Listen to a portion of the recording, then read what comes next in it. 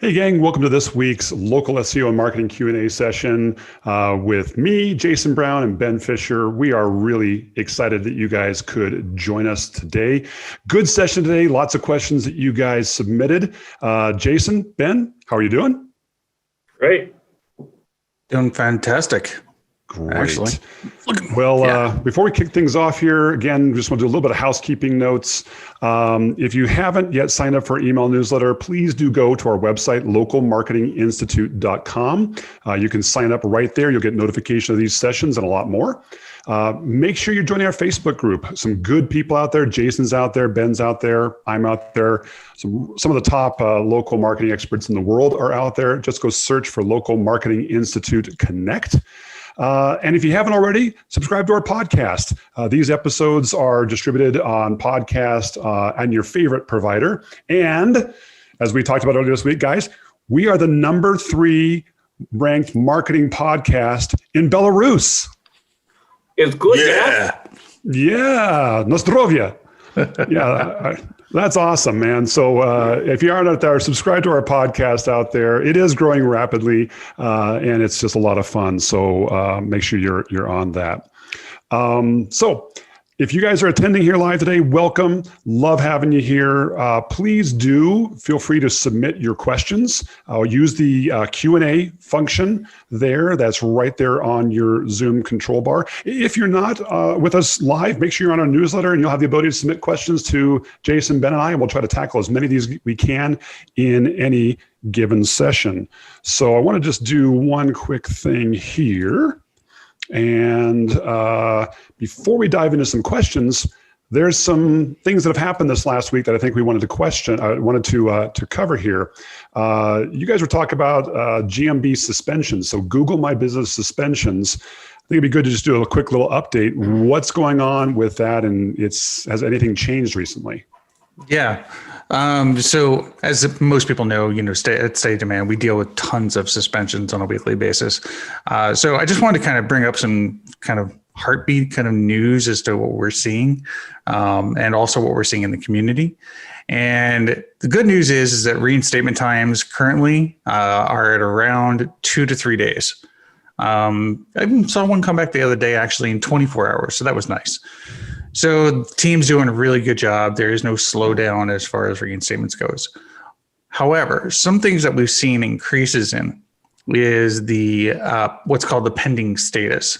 It's different than the pending review. This is where after you've put in your postcard and now you're waiting for 72 hours to go by to get released. This means that the listing is actually going under manual review. And anyway, the annoying thing about these is that it can be anywhere from 3 days to 3 months to 6 months to get released from a pending state. And sometimes you'll never get released from a pending state. That means that there's just something very, very wrong, but it is put in place as a spam measure. So you see it a lot in duress categories. So we've been seeing a huge uptick in those. And the final one, and these are what I would classify as just evil, is the suspension verification loops. We're seeing an increase in those. This is where you get reinstated, for instance, and then you immediately get suspended. It's like, yay, you're back on Google. Oh, no, sorry. We were just kidding. This can happen 4, 5, 6 times in a row. It can just keep on happening. And the only people that can fix it is Google. And actually, realistically, even coming to the community and getting it escalated, you just have to have all your documentation. And we're seeing that same thing with verification loops, where you verify, get suspended, verify, get suspended.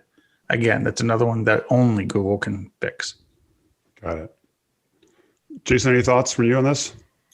Yeah, I mean, there's just some fringe cases where, listings are just stuck in this endless loop waiting for, the Google team to go in and take care of it. And so, not every suspension case, as Ben likes to say, is the same and has a natural workflow to it. We're definitely, seeing some of the, outliers, cases where, we are, waiting literally months for Google to do their review and release the listing. And we've had to get really, really creative. I mean, we did one where we called it a proof of life video for Google, and even then they were still like, even with this proof of life video, they still refused to allow the listing to get reinstated, and so we had to push further back on it. So I mean, it's just the rate the how Google is right now. I mean, they are trying to protect as many consumers as possible. They just don't know how to balance it properly. And that's our challenge, is the balance between protecting merchants and protecting consumers. One last thing before we move on, Eric, is that Paul Whitten has a question actually that's kind of in reference to this. What's the difference between a GMB suspension and the need to re-verify? So a GMB suspension means that your listing basically has been removed, or you've been removed the ability to edit or make any changes to your Google My Business listing. So basically there's either it's a false positive, which happens, or you're actually doing something against the guidelines and you have been suspended. The need to re-verify, that is usually, sometimes it's random. It can be an integrity check, or you might not necessarily be in what's considered a duress category, say personal injury or mold removal, carpet cleaning. You might just be a private investigator, but Google just wants to re-verify your existence, basically. And so it just triggers a manual verification, re-verification. Great. We can go back to some more suspension questions here later on, but I want to move on to a few other things here that were also happening. There is this Google My Business Performance Report that's been getting a lot of recognition recently. A lot of people are calling it the new Google My Business Performance Report, but it's not really new. What's going on with that? Jason, why don't you take a crack at that one? Yeah, it's just a new way of compiling the same data that we used to see. I mean, there's not much has changed. Nothing to really get too excited about. It's still the same inconsistent, obsolete data that Google gives us in GMB. Oh, I saw Ben's eyes. Look, listen. Yeah, I'm with no. I'm with Joy on this one, that there's a lot of useless, needless information in the GMB dashboard.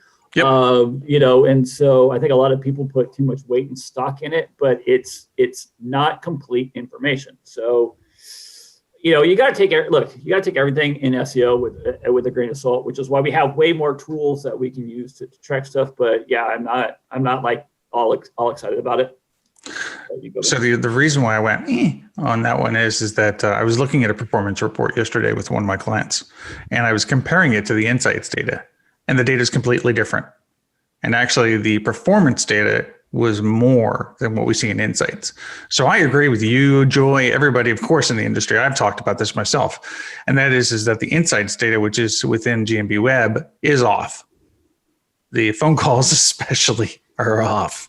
However, what I've seen is with the a small sample size, maybe 10 clients, is that the performance data appears to actually be a little bit more accurate.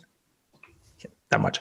No, but seriously, my take basically is on the performance data is it's migrating from the dashboard into the more the Google basically experience, what they call new merchant experience, what's been called direct edit. I call it transparent merchant experience, whatever you want to call it. But that's when you're managing GMB from google.com.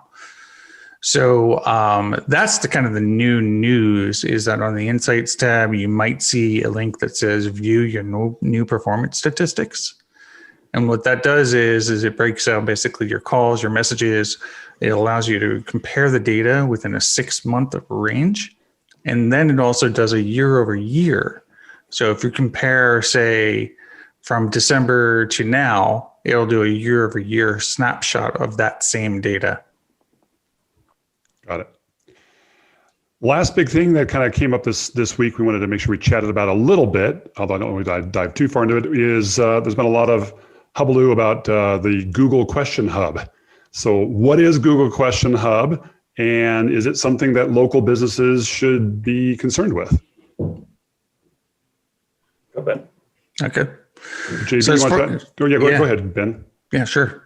I mean, Google Question Hub is actually, I think it's more, it's useful for all SEO, not just local SEO. I don't know if you've ever seen like Answer the Public, right? So, okay, yeah. So you know what that is, right? So Google Question Hub is kind of like that in a way, meaning that these are real questions that people have. I think that the data is being sourced from actually organic search, where it says ask a question. Haven't proven that yet, but that's what my gut tells me. And you have the capability to also answer a question, but you can't type in an answer. You have to actually give a link, which I think is also intriguing.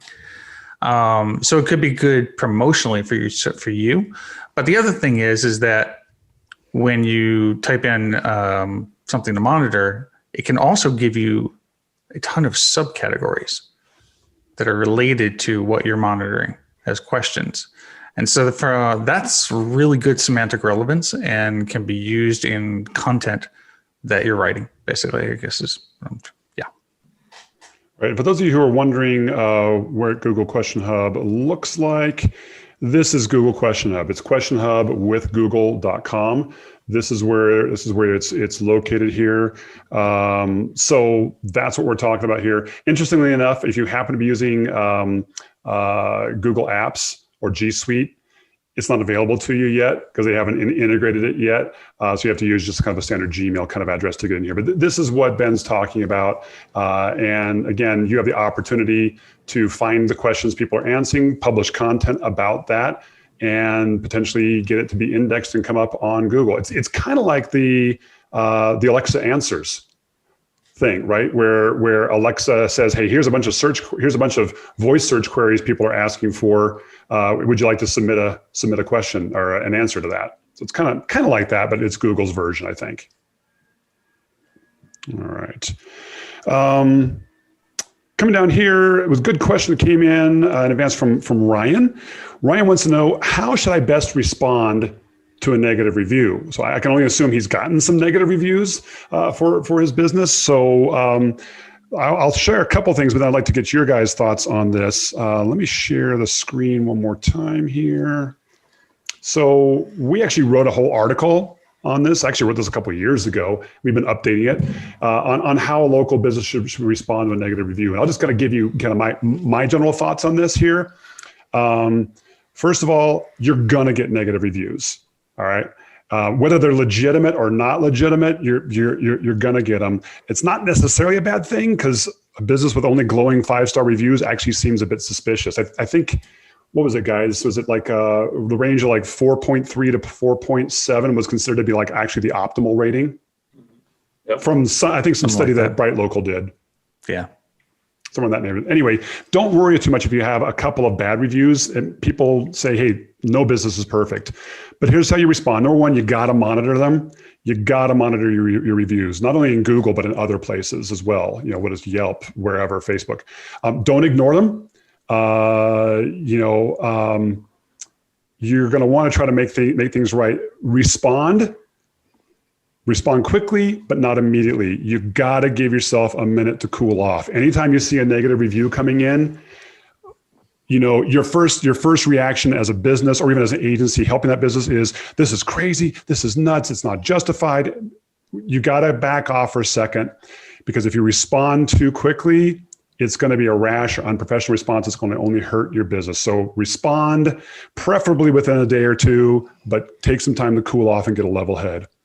Keep your replies short, simple, professional, right? If it looks like legit, empathize with them, ask them to contact you so you can make things right. Don't bother anything else. Don't bother anything else. By the way, you're not probably going to win that customer back. What you're doing is you're influencing future customers who are looking at your response and going, "Okay, this business is level-headed. They're reasonable. This is a business I want. This is a business I want to do business with. Don't get back into forth argument. Don't respond more than once. And frankly, the best defense is a good offense. Really make sure that you've got a good reputation management strategy where you're getting in good, positive, legitimate customer reviews. Again, a couple negative reviews don't look bad when outweighed with a lot of positives. So I'll throw that out there with you. I'll put this into the chat for everybody. But Ben, Jason, what thoughts do you guys have on responding to customer reviews? Yeah, I mean, what I tell everybody that comes to the forum is reply in a polite and professional manner. You want to make sure that, know that the person that left you the review is going to be notified by email or, some alert system that you left a review. So they're going to have your reply. If you go in and you change it because you got all annoyed, then they're going to have a screenshot, probably of it if it came in an email alert. Also, yeah, like Eric said, future customers are going to see that response.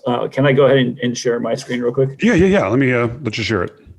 So this is somebody that came to me overnight. They left a negative review, and this was how the business decided that they wanted to respond to that negative review.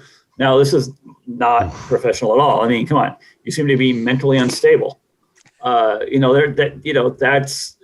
Look, yes, you had a bad experience with a customer. They left a negative review. Things are definitely not going well. This is not how you want to respond to it. If you get one negative review, have a plan of attack of how to reply positively. Try to get them. Your goal is to get them to contact you and attempt to work it out and get the negative review taken down.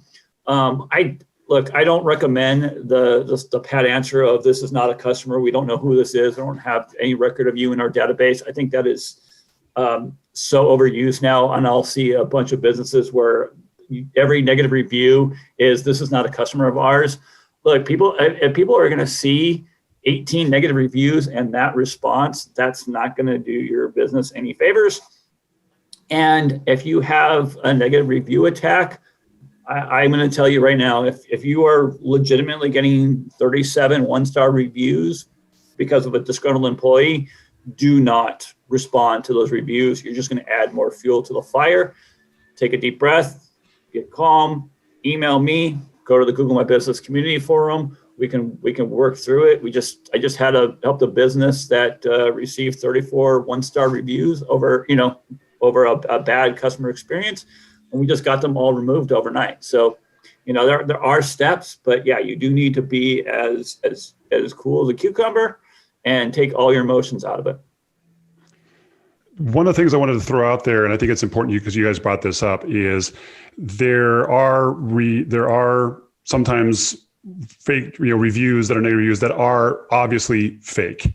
And in those situations, there are some remediations that you can take with that to report that. And again, these guys can help you. You can go to the Google support forum. There are some remediations, but if it even appears to be somewhat legitimate, it's unlikely you're going to get it taken down. Stephen asked a quick question here. Any thoughts about fake Yelp reviews where the review may be true, but the customer placed it on the wrong company? Ooh, that's a tough one because you have to basically show the platforms beyond a reasonable doubt that it's for the wrong business. Right. So, I mean, yeah, definitely flag it. Put that notation in there. Sorry, as I had to sneeze. Yeah, put that notation in there. Try to give because with Yelp, when you flag it, you can give them a whole lot more information. This isn't like Google, so you can write a little mini novel and say, look, this is the wrong business. It should have been for this business.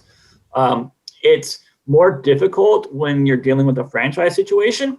I have run into some issues where it's almost near impossible to move a review from one franchise location to another because, they're not as inclined to sit there and look at information, especially with Google. But yeah, I mean, fill out as much documentation as you can. and to you can do. But again, it's up to the platform to make that judgment call. And if you want a second opinion, feel free to ping me. I got a question for Jason, though. Because you guys have just actually covered the entire gambit of responding to reviews. So I have nothing to add to that except for this. All right. So, Jason, question for you, because the audience is going to love this. All right. And that is that when you are removing reviews from, say, an attack or something that, say, somebody's copied from Yelp, do you recommend that the merchant go ahead and respond to that review, or does that response actually give it a little bit more legitimacy and reduce the chance of removal?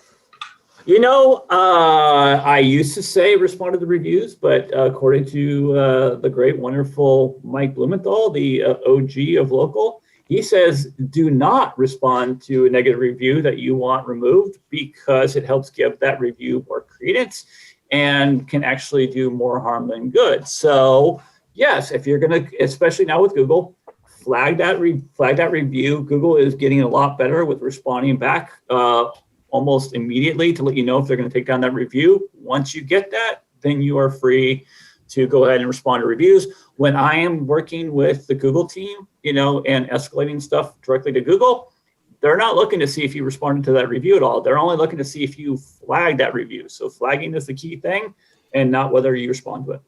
And you can also flag the profile on mobile. That's another thing you can do too. Yeah, that doesn't seem to be working. A little bit of success. It's a placebo. It'll make you feel better, but until Google actually fixes it. Hello, Google, if you're listening, fix it.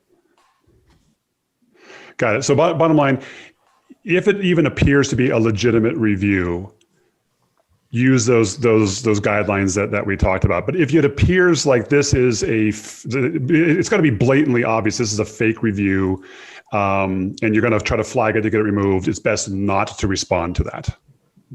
Good guidance.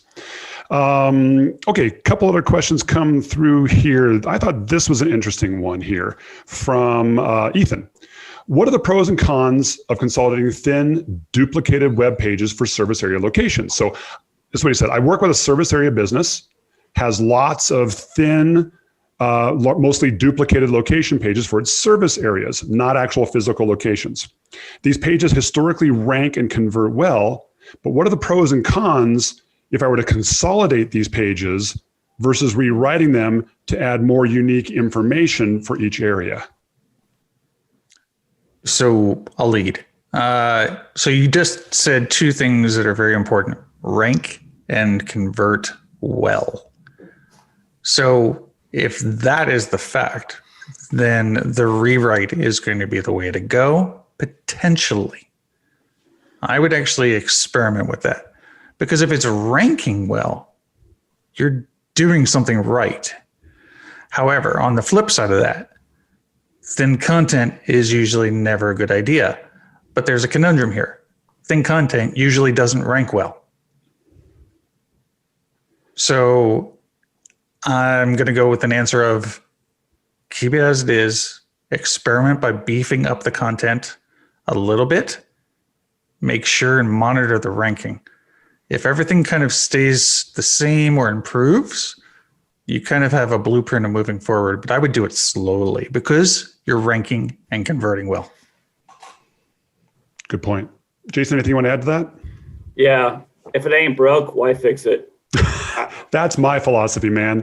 If it ain't broke, don't fix it, but maybe enhance it to your point, Ben. But hey, if you start seeing rankings or conversions starting to fall off, then it might be time to change up your strategy. Yeah, exactly. Makes sense. Hey, going back to the reviews, Gavin had a great question that came in that I want to talk about here. And Jason, I think this might be up your alley. What about companies that are buying fake 5-star reviews? I've got a competitor of mine who's doing it. I want to report them. What's the best process? Redressal, flagging, community forum? What's the best process? Yeah, flagging really does nothing on competitor reviews. You can't redress them right now. So yeah, come to the community forum and see if we can do that. I mean, all honesty, we don't really want to make the community forum the spam forum avenue again. It's just it clutters stuff up. But I mean, look, I mean, yeah, I mean, something definitely needs to be done. If they're legitimately buying them, if they're running review contests too. We do get a lot of review contests. So I've had several businesses that have been reported multiple times for running review contests, and so we use that documentation. So yeah, I mean, yeah, definitely. Come to the forum is the way to go, because you can't talk to Google directly because it's not your business, so they're not gonna work with you at all. Redressal is only for GMB spam, keyword stuffing, fake listings. They're not going to take fake reviews. So either forum or just ping me and let me go to town and do my thing. Yeah, I will say this though, is that whether you do go to the forum or whether you do go to get help, basically to support and try that route, make sure you've got all your ducks in a row. Make sure you have your documentation. If you've got proof of a social media post, take a screenshot of that, because we need the date and we need the actual proof itself. If it's still live, give the URL too. So scrub the social media channels, look for any kind of incentives. If they're doing it in store, go get a picture. If they have a sign that says, hey, we'll give you $5 off for if you give us a review, go take a picture of that. Again, timestamp if you can. And the other thing is that when you come with links. Come with links to every single review, because we're volunteers in the community. We are not going to take the time to catalog 100 of your reviews, which you believe are fake. So just respect our time, respect Google's time, because they need that too. Yeah, come prepared. And usually I found that people come well prepared with data and documentation. Action can be taken relatively quickly on that. Gavin did say that most of these. Oh, go ahead, Jason. Sorry, one thing. In-store displays aren't going to do diddly squat with Google. We had a case where, I know. This was a case that I handled personally, and they had to display, and it's like, leave a review, take a free prize. And I went round and round with the Google team, and they said, well, because there was no way to authenticate that where you were, when this was posted, like the absence of that critical pieces of information, even though several reviews said, hey, I left a review and I got my free prize, it still wasn't enough. If they print it on the receipt, you're gonna have a lot more leverage, because now you're gonna have this whole receipt with the date, the timestamp, and the language about the review and the contest. I remember a specific case that I did where they had a bud tender at a dispensary. And what so the user was able to come with a picture. It was time stamped and date stamped. They were able to get the sign that actually had the review solicitation, and they were able to get the logo of the business and somebody with a logo on their shirt. Well, yes. You had logo. I didn't have that. It just was a white sheet of paper, with right in front of it. It was a 5-star review. Take 1 box per customer. That was all it was. And Google said, nope. Oh, so you mean it pretty much had just as much authority and realism as a taped up sign on a door for a reinstatement? I gotcha. Ooh, okay, moving right along on that one. Chris actually had a great question, kind of referring back to the GMB performance report. Chris said, where do I actually access the GMB performance report? Want me to tackle it? Okay. Yeah. Okay. So if you're lucky enough to be in the rollout, because right now it looks like it's at 10%, that's a gut. But anyway, for those of you that don't know, Google rolls out 1, 5, 10, 40, etc. percent until 100% rollout. Anyway, if you check in your account, you see a message at the top of your insights that says, go here. So go here to see your new performance report live. Or what you can do is you can go and if you're managing less than 3 profiles, you can go ahead and type in business profile and it'll show your profiles, and you can click on it. It'll bring up your one box, the KP, and then in the middle you've got the you've got new reviews or you've got new posts, etc. You can do a new post. There's a promote tab. If you click on that, then you can go to your performance dashboard that just pops up in an overlay. So yeah, that's basically how you get to it. Great. Here's another good one. Just a quick one here. I'll tackle this one here. Rico asks, does using a link shortener hurt email deliverability? This is a great one because I'm actually still a huge fan of email marketing for local businesses. I think it's one of the most underutilized mechanisms and misutilized mechanisms for local businesses. We got to have a whole session this sometime. But this is what he said. He said, I have a weekly email that I send to my customers. I've been using Bitly to shorten the links and see how many people clicked it. A friend of mine told me that I shouldn't be doing that because it stops my emails from getting through. Is this true?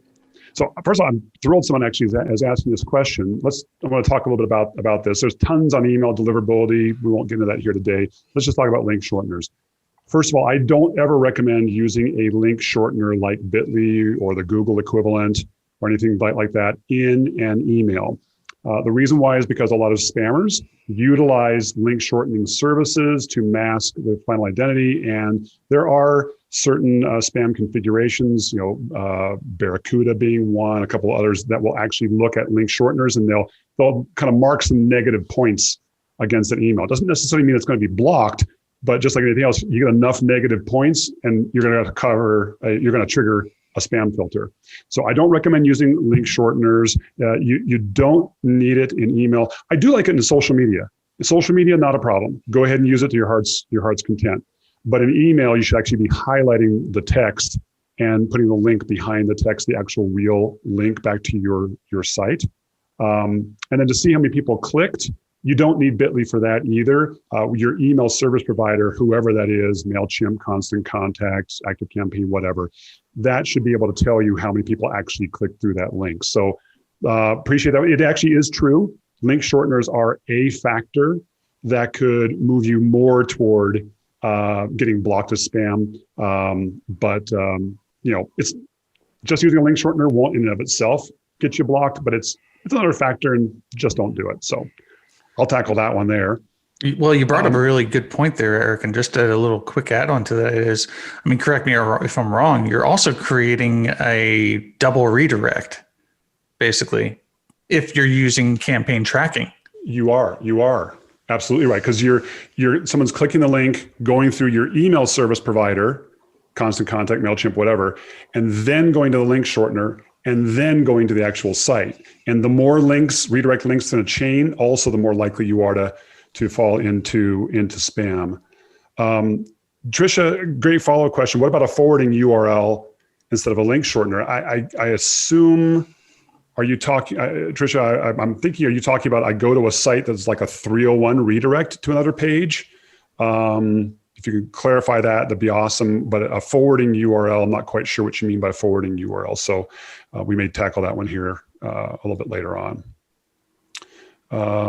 Let's see here. Let's go on to a couple other ones and maybe we'll come back to that one. Here's a good one. All right, this is from Dan. It says, the UPS website says, open a mailbox at the UPS store and get a personal or business mailbox with a real street address. Does Google actually allow a UPS mailbox for a GMB listing? So the answer is no. The answer is however, no. Google it's does up to not. you. It's your choice. You could use it if you wanted to, right? It's a free world. You have that choice, but you also have the choice of getting suspended as well. It falls in line with basically the same rules as virtual office. It's not actually a real address, unless somehow you've gotten your office to actually, I don't know if you've maybe shrunk yourself and that PO box is actually your office. No, but seriously, yeah. And the address needs to be somewhere where somebody can actually come and visit you, or that you actually operate out of which a PO box you can't. Yeah, and even if you clear your address and you hide it, you still run the risk of getting suspended. And I mean, last I heard, I think a lot of people have been trying to get registered with UPS stores, and Google's been coming in and automatically suspending them. So look, I mean, you know, if you're running your business from your house, just use your home address and hide your address, and you don't have to worry. It's not going to cost you any money because you're paying rent for a UPS box without knowing if it's going to work, and you're going to get caught and get suspended. So, it gets worse, and it also kind of gets worse. Remember how we were talking about reinstatement loops? So one of the primary causes of a reinstatement loop is actually being in too close of a proximity to a UPS drop-off or a UPS store. I've seen like an Italian restaurant that we worked with. They were literally right next to a UPS store.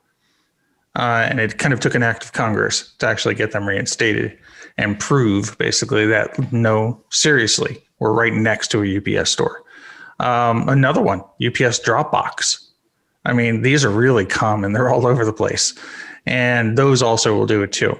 So, but there is a common thing that we see in the forums where people say, well, I can't get mail at my address, and that's why I want to use the UPS store. In that case, what I recommend is just go ahead and still request a postcard. After you haven't received the postcard after 7 days, contact Google support, tell them and explain to them, I cannot get the postcard. Mail won't reach me for whatever reason.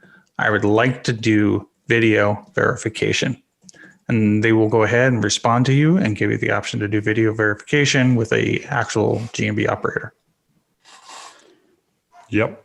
This goes back to the whole virtual office thing, UPS thing. I mean, I understand UPS's point that they say, hey, you can get a real street address. Yes, you can, but it's still, at the end of the day, it's still a post office or a post box. And the same thing with virtual offices. You can't use virtual offices unless you actually, you can't use a virtual office period for a GMB listing. So this is a big one. A lot of people still asking it. There's a related question to this that came up from Bruce, which I bet that they're using a lot of these kind of things. I discovered one company that has more than 25 Google My Business listings in the same major cities: Miami, Chicago, Dallas, etc. These are a mix of service area businesses. Some are at office buildings, some are at residences. How many listings are one company allowed per city? Jason, you want to take a crack at that? Go ahead, Jason. Or go for it. No. Come on, Jason, go. No, there's no answer. This isn't like, okay, you're allowed one, you're allowed two, you're allowed three.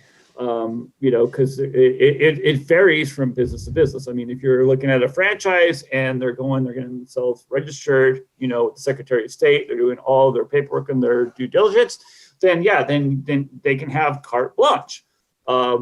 Where you run into risks is when they are creating multiple fraudulent listings, and they're, outside the guidelines. They're not registered with the Secretary of State. They don't have a fictitious or DBA, and they're just, creating listings willy-nilly. Then yes, and you're gonna run into issues. If you think you've run into one of those cases where they've got 25 listings and they're not legit, go ahead, document them and submit it to the redressal. Let the Google team, take a crack at it and see if you are justified. The caveat here, and I think this is the most important thing, when the team is looking at the redressal form, if you have, legitimate listings that you've tagged and identified, and they're starting to see a lot more of them being legitimate compared to being non-legitimate, they're going to reject the entire redressal case. So you basically just shot yourself in the foot. So you need to make sure that you are actually reporting illegitimate listings and not just, reporting, all the Chuck E. Cheeses in the world, hoping that, Google's going to somehow figure out which ones should be permanently closed and go from there. Yeah, and to echo a statement there. So it is very complex, right? When you're doing a redressal, even though it may appear that it's like, oh, this is crazy, this is impossible, it's got to be fake. You still have to do all that due diligence. So every single one of, the things that Jason just said is absolutely correct.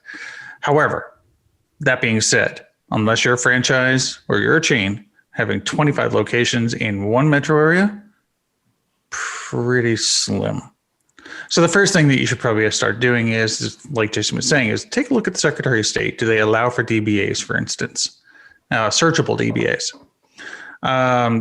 More than likely, they're probably using employees' homes, but you won't be able to tell that, okay? So because you're seeing multiple SABs and some storefronts.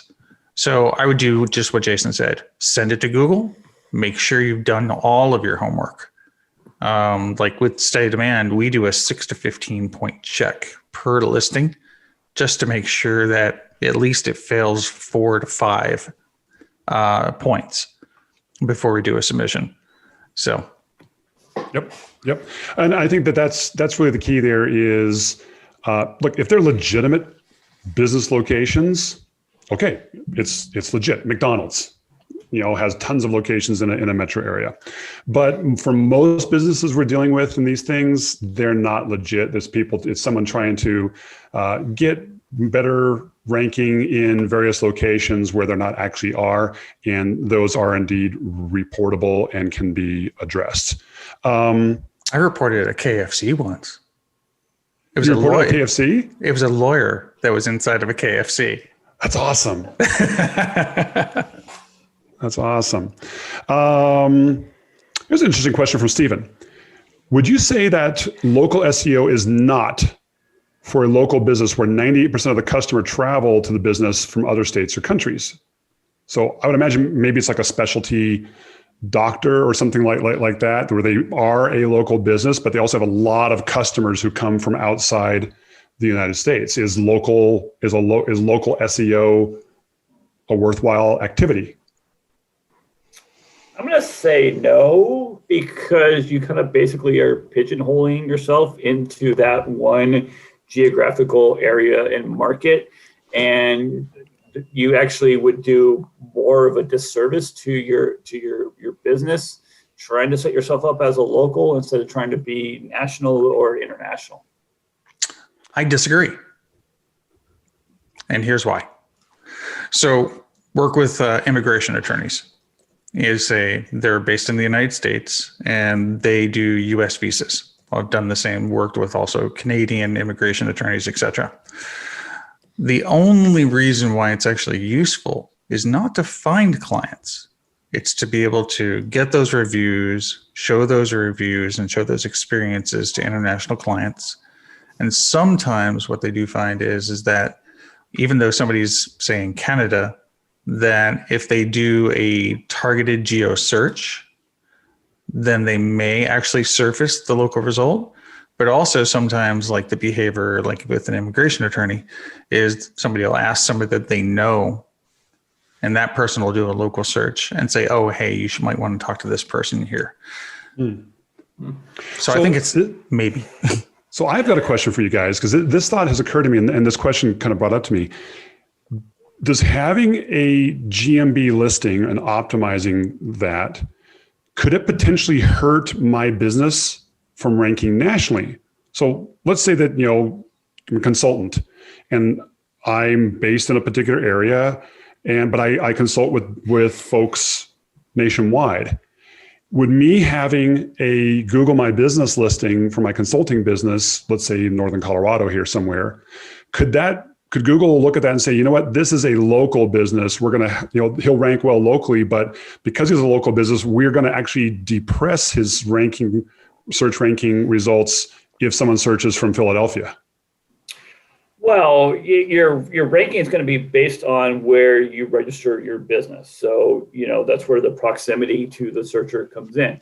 However, if people are looking specifically for your business, then yes, and you're going to get those direct searches no matter where you are.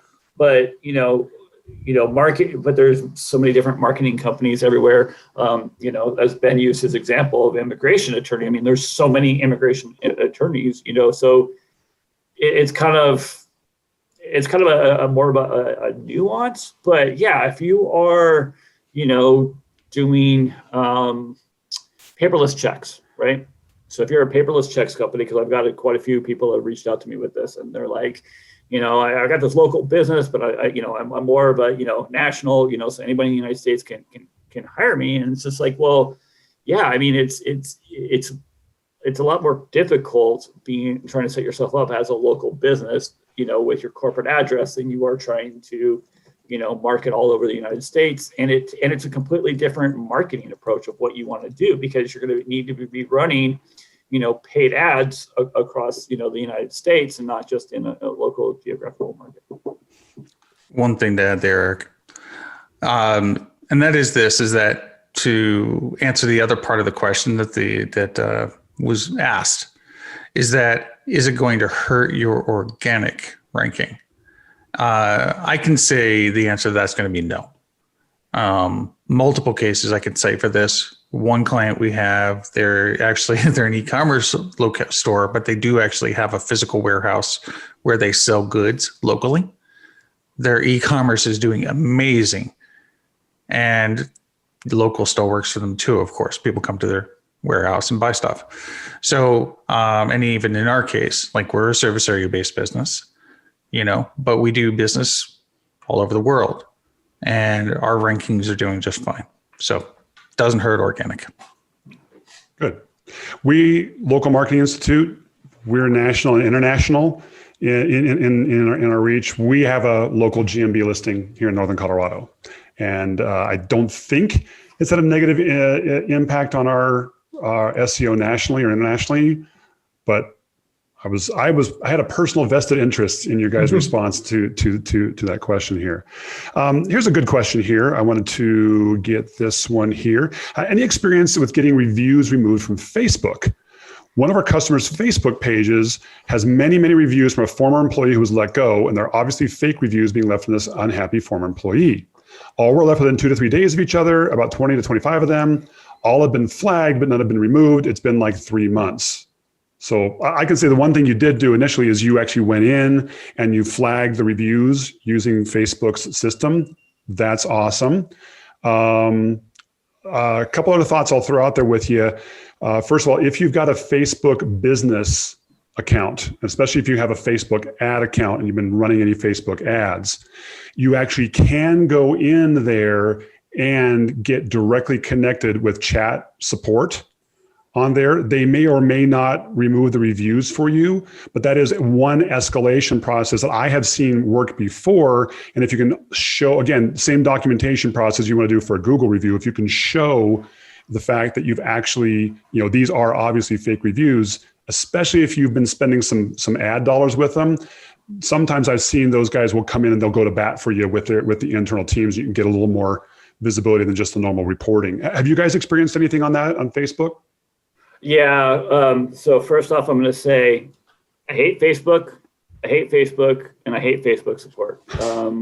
So this is why Section 230 needs to be investigated, stripped apart, and rebuilt, because Facebook has absolutely the worst support when it comes to flagging reviews, flagging profiles. I have flagged many a fake profile, many fake reviews, and I just get that standard message back, hey, you did the right thing by alerting us, but we're not going to take any action. And it is the most infuriating thing that Facebook just has absolutely the most horrendous, non-existent support out there for a company a magnitude of their size. People complain about Google support, they complain about Yelp support.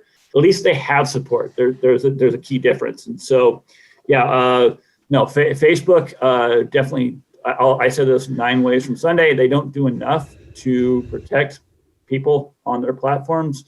It has been said earlier. It takes an act of Congress. I mean, we saw how they had to adhere to public pressure and the BuzzFeed report to actually go in and stop Donald Trump from having access to his accounts for at least the next 2 weeks or indefinitely. So that's what it's going to take. It's going to take a lot of pressure from Congress, from the new president, and everybody to look at 230 and start holding Facebook accountable. Sorry for a little rant. One thing I wanted to say about that, though, is you said something, Eric, which I want to make sure that we clarify on. I'm not sure about this with Facebook as far as proving, like showing employee records as part of proof. But from what I recall, Google will not accept that at all. It's a privacy issue. They won't accept that documentation. So I don't know if Facebook does. Yeah, Google won't do it because of GDPR. I don't know if Facebook's going to take employee records. Unfortunately, my recommendation at that point in time is just, you know what? Who cares about Facebook reviews? Just shut it down. Like, people are really going to Facebook. Just you can turn off the reviews, and that's not your problem. People are looking for your social postings. They're not really as invested in your reviews as much. Yeah, it stinks for local businesses, but look, Facebook doesn't give a crap about you, in all honesty, at the end of the day. And you're feeding their monster. And if you want to turn off your reviews, and then do that, you have that option. I mean, at the end of the day, it's not going to really make or break a business, to turn off your Facebook reviews. 90% of your customers come from Google. Come on. Well, that's a great point there, Jason. Look, I think you got this in a couple of methods that we can do here. Number one, it's good to recognize that when it comes to Facebook, people are there primarily going to look at the social posts that you have, find out what you're doing. Where's this food truck I love going to be at tomorrow? Looking at things like that. Also on Facebook, the biggest thing there is people aren't necessarily looking to Facebook for that. They're asking their friends and their network for recommendations on that. And they may link off your Facebook profile. So when it comes to review, if you're getting a bunch of negative reviews on there, you can try to report those reviews. I think Facebook's business support is far worse than Google's support for businesses, and that's saying something. And then you can also go in and you could try to go in through Facebook Business Manager and try to get into a chat and help report it that way. I have found some helpful reps who will work on that. But bottom line, if you really need to, turn off the Facebook reviews in Facebook. If you really need to, just turn them off. I don't think it's not going to negatively impact your local search. I don't think it's going to impact your conversion either. So for what that's worth, I'll throw that out there. And one last point. So I actually had that in a case where an employee of a business got into a political discussion. He said some things that he shouldn't have said. Screenshots were taken. The business just got royally attacked on every platform. So on Google, Facebook, and Yelp, we shut down the Facebook reviews. They have not been up for over 2 years, and didn't see any difference in the amount of traffic that was coming from Facebook over to the business. It had zero impact on it. So you take it for what you want, but that's just kind of how I feel. And since Facebook really hasn't figured out that they're going to, how they're playing in the local space with reviews, until they figure it out, let's not feed them. So we got to wrap things up here for a little bit. And we have a few questions we haven't gotten to yet. We will put those in the queue for next week. By the way, next week, Craig Mount is joining us. He's awesome guy. We're going to talk about some link building via PR he's really into, as well as we're going to keep on with our Q&A session. But I wanted to end this with to let you guys know, Paul had something really, really nice to say here. And I thought I would just say, hey guys, I wanted to say thank you. The information that I've gotten from these Q&A sessions helped me get a big win yesterday. I think it was Ben's instructions on the steps to follow and the wording to use to initiate a Google support chat, or even better, a phone call. My client's business was stuck in a re-verification by postcard loop. 5 or 6 times I requested a postcard that never arrived, whereas in the past we never had a problem. I followed the steps you guys outlined, which got me into a chat, which led to email support and a phone call, which led to a video verification call, and we're now verified. Thanks again. So, hey, Paul, yes. Good on you. Good on you, Paul, for taking that and doing it. And again, Guys, if you have any questions at all, submit them to us. You can email support@localmarketinginstitute.com. We're going to do a better job of getting a link on our website as well. But Jason, Ben, thank you guys so much for being here today. Thank you all for joining us, and I hope you have a wonderful weekend.